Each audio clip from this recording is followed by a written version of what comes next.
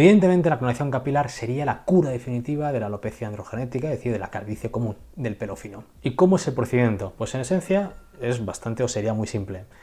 Habría que coger probablemente células del paciente, esto se puede hacer, se hace ya para otros procedimientos, una muestra, una biopsia de una zona del pelo, que es una zona que no se va a hacer fina nunca, para clonarla, una pequeña biopsia, se cogen algunos pelos, esos pelos se envían a un laboratorio, en ese laboratorio se aíslan o bien células madre totipotenciales, es decir, células madre que luego pueden pasar a otro tipo de células, o bien se aíslan células del epitelio o células del mesénquima del pelo, multiplican, como los panes y los peces, se mandan de vuelta al médico y el médico con todos esos decenas de miles de folículos te los trasplanta y te curarías. Porque evidentemente tu pelo nativo seguirías perdiendo, pero el pelo trasplantado se mantendría en teoría por muchísimas décadas, porque es pelo clonado de pelos tuyos que son, digamos, inmunes o no tan susceptibles de hacerse finos con el paso de los años.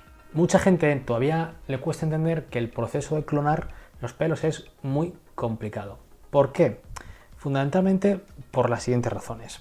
La primera, el pelo no es simple, es un órgano, es como un pequeño órgano, es un pequeño riñoncito, un pequeño corazoncito, un pequeño cerebrito. Hombre, no es tan complejo como un cerebro, pero luego sí que es igual de complejo, por ejemplo, que un corazón o un pulmón. ¿Qué significa eso? Que tiene muchos tipos de células. Hablaba antes que tiene células del epitelio, pero también tiene células del mesénquima, que son las que luego dan, por ejemplo, los vasos sanguíneos, o dan el colágeno que rodea el pelo, dan el músculo erector del pelo, y todo ese tipo de células son indispensables para que el pelo sea lo que es. El problema del pelo es que es una estructura tridimensional, o sea, en 3 dimensiones. El pelo tiene que tener una forma, y eso es algo que siempre ha limitado mucho su cultivo ex vivo, es decir, en el laboratorio. Y por si fuera poco, lo que más complicado es de clonar y replicar es los ciclos del pelo. Ya sabéis que nuestro pelo se cae continuamente y vuelve a crecer continuamente. Un ciclo del pelo a lo mejor dura 4 o 6 años. Eso es muy complicado de hacer. Y hay muy poquitos órganos realmente que hagan eso. O sea, por ejemplo, nuestro riñón no se destruye cada 4 años y se crea de nuevo. No, pues nuestros pelos, cada uno de ellos sí. Cada X años se destruye, se cae y vuelve a aparecer otro. Y eso es algo que es muy complicado actualmente de replicar. Llevamos con el tema de la clonación capilar, pues prácticamente diría unos 40 años, ¿vale? Si revisáis la literatura, veréis que hay ya incluso publicaciones de 1984. Siempre ha habido mucho énfasis en el pelo. A diferencia de lo que muchos otros podéis pensar, es simplemente muy complicado de conseguir la longitud del pelo que queremos al clonarlo. O sea, se puede clonar, pero de aquella manera, ahora veréis. Sin embargo, cada vez hemos cogido más carrerilla. Os cuento, en 2012 se publica un estudio muy importante en el cual ya se habla de clonación capilar realmente, porque se consigue cultivar en laboratorio, cogiendo células de un ratoncito, un pequeño germen de pelo, digamos. Ese germen o esos germencitos se pinchan en piel del ratoncito, que os pongo una foto, y aparecen algunos pelillos. Entonces ya empezamos a hablar de que se puede clonar. De hecho, se han clonado, por ejemplo, vibrisas, que son pelillos de los ratoncitos o de los zorros. Eso en sí no es complicado. El problema es hacerlo en un tiempo razonable. Es decir, habitualmente estos procesos son de muchísimos meses para 1, 2, 3 pelos y necesitamos decenas de miles, con lo cual imaginaos, y muy costosos. Y sobre todo lo que más limitación hemos tenido siempre es la longitud de pelo. El problema de los pelos, como comentaba antes, es que tiene ese ciclo de caída y de crecimiento de pelo. El pelo está determinado a que crezca un número X de años. El pelo humano, por ejemplo, crece 1 centímetro al mes.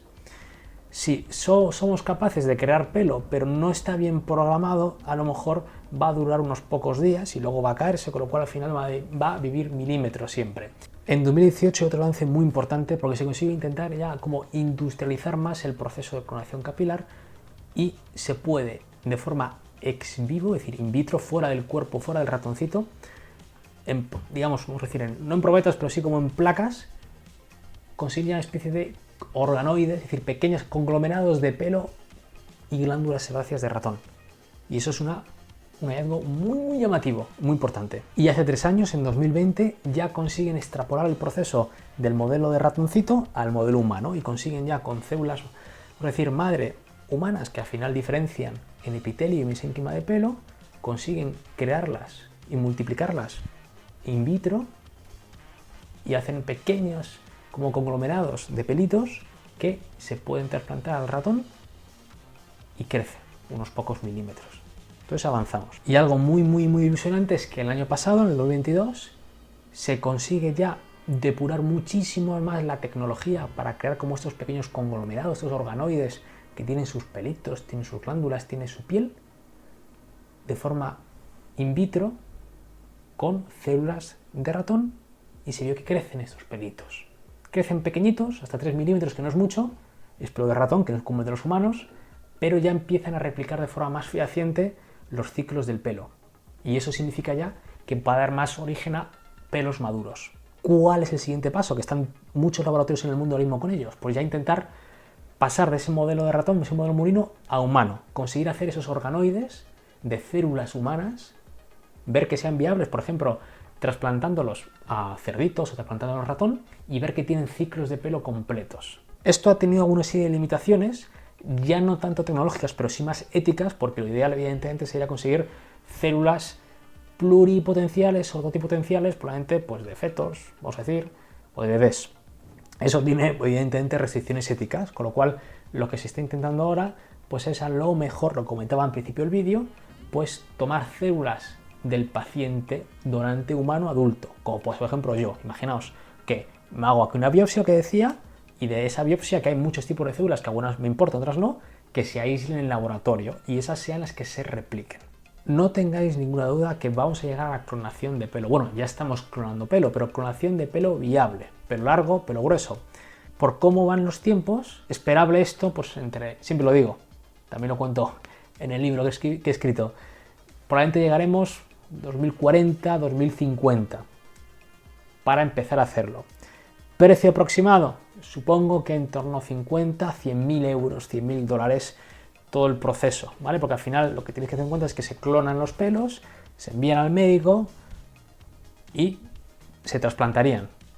Y evidentemente, pues en una o dos tandas, y se podría pues solucionar el tema, evidentemente, de la alopecia androgenética. Lo normal es que luego el precio vaya bajando, pero luego de inicio yo no esperaría precios menores de 50.000, 60.000, 70.000. Probablemente. Es un precio muy elevado. Hay gente, por supuesto, que se lo ha permitido, hay gente incluso que ahorraría o se endeudaría para poder curarse, pero es cierto que ya se curaría la alopecia. Espero con este vídeo haber solucionado muchas de las dudas que tenéis habitualmente con cara a la clonación de pelos. No desfallezcáis, pero como siempre digo, si tenéis ahora entre 30 y 50 años, la clonación, pues a ver, no es para nosotros, lo digo así, no llegamos. Tienes que hacer otras cosas. Si tienes menos de 30 años, quizás llegas a la clonación capilar. Pero vete ahorrando. ¡Nos vemos!